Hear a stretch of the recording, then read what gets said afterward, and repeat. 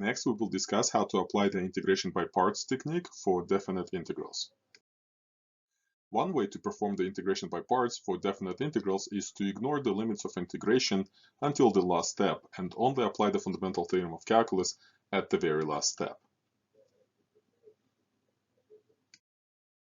Let's do the following example in which we have the product of x and cosine of x on the interval from 0 to pi over 2. We rewrite the integrand and choose u and dv and integrate by parts by differentiating u to find du and integrating dv to find v.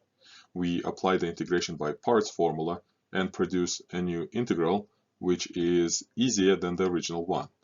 We complete the integration by parts to produce the antiderivative, and only then we apply the fundamental theorem of calculus. Simplifying the expression gives us the final answer. Alternatively, we can start evaluating the antiderivatives while performing the integration by parts. Let's do the same example, but this time let's start evaluating the antiderivatives right away.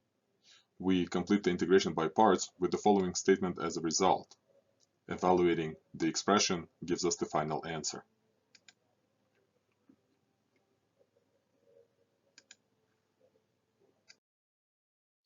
Let's do another example of the natural logarithmic function on the interval from 1 to 2.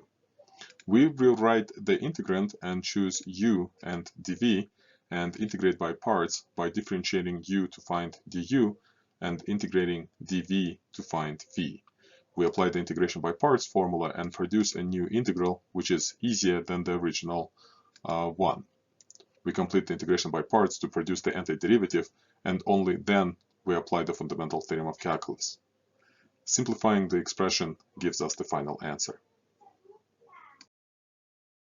Let's do the same example, but this time let's start evaluating the antiderivatives right away.